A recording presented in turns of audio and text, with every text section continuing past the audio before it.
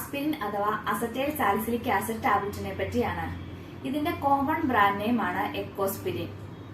Aspirin എങ്ങനെയാണ് act ചെയ്യുന്നത് എന്ന് നോക്കാം. പ്ലേറ്റ്ലെറ്റുകളുടെ കുമിഞ്ഞുകൂടലിനെ ലഘൂകരിച്ച് രക്തം കട്ട പിടിക്കാനുള്ള പ്രവണതയെ കുറയ്ക്കുന്നു. അതുവഴി ഹൃദയാഘാതവും മറ്റും തടയുന്നു. ഇങ്ങനെയാണ് ആസ്പിരിൻ നമ്മുടെ ബോഡിയിൽ ആക്ട് ചെയ്യുന്നത്. ആദ്യകാലങ്ങളിൽ ആസ്പിരിൻ ഹൈ ഡോസിൽ വേദന സംഹാരിയായിട്ടാണ് യൂസ് ചെയ്തുകൊണ്ടിരുന്നത്. എന്നാൽ ഇപ്പോൾ എഫക്റ്റീവ് ആയിട്ടുള്ള മറ്റു പല വേദന സംഹാരികൾ ഉള്ളതുകൊണ്ട് പൊതുവെ ആസ്പിരിന്റെ ഉപയോഗം വളരെ കുറവാണ്.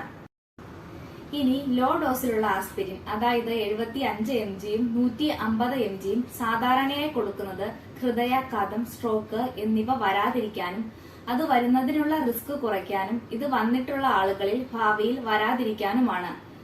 ബൈപ്പാസ്, ആൻജിയോപ്ലാസ്റ്റ് കഴിഞ്ഞവർക്ക് രക്തം കട്ട പിടിക്കാതിരിക്കാനും ഈ മരുന്ന് കൊടുക്കാറുണ്ട്.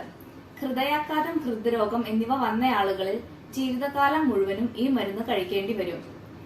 തലച്ചോറിൽ രക്തം കട്ട ബാധിച്ച് സ്ട്രോക്ക് വന്ന ആളുകൾക്ക് വീണ്ടും സ്ട്രോക്ക് വരാതിരിക്കാൻ ആസ്പിരിൻ കൊടുക്കാറുണ്ട്. പൊതുവെ ശരീരത്തിലെ ഏതു ഭാഗത്ത് രക്തക്കുഴലിനെ ബാധിക്കുന്ന രോഗമുള്ളവർക്കും ആസ്പിരിൻ നിർദ്ദേശിക്കാറുണ്ട്. സാധാരണയായി ഭക്ഷണം കഴിച്ചതിനു ശേഷം 1 ഗ്ലാസ് വെള്ളത്തോടൊപ്പമാണ് കഴിക്കേണ്ടത്. ആഹാരത്തിന് മുൻപ് ആസ്പിരിൻ കഴിക്കരുത്. അത് വയറിനെരിച്ചിൽ, അസിഡിറ്റി തുടങ്ങിയ ഗ്യാസ്ട്രിക് പ്രോബ്ലങ്ങൾക്ക് കാരണമാകും. ആസ്പിരിൻ കഴിക്കുമ്പോൾ ഡെയിലി കഴിക്കുന്ന ടൈമിൽ തന്നെ എന്നും കഴിക്കാൻ ശ്രദ്ധിക്കണം. ആസ്പിരിന്റെ സൈഡ് ഇഫക്റ്റ് ആണ് ബ്ലീഡിങ്. അതുകൊണ്ട് തന്നെ പൈൽസിനുള്ള മരുന്ന് കഴിക്കുന്നവർ ഉണ്ടെങ്കിൽ ആസ്പിരിൻ കഴിക്കുന്നതിന് മുൻപ് ഡോക്ടറെ കൺസൾട്ട് ചെയ്യേണ്ടതാണ്.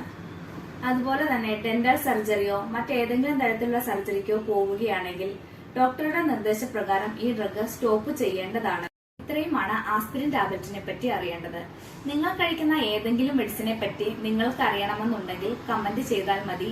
ഇനി വരുന്ന വീഡിയോയിൽ അതിനെപ്പറ്റി ഉൾപ്പെടുത്താൻ ശ്രമിക്കാം. ഇനി മറ്റൊരു ഡ്രഗുമായി മറ്റൊരു വീഡിയോയിൽ കാണാം. ബൈ.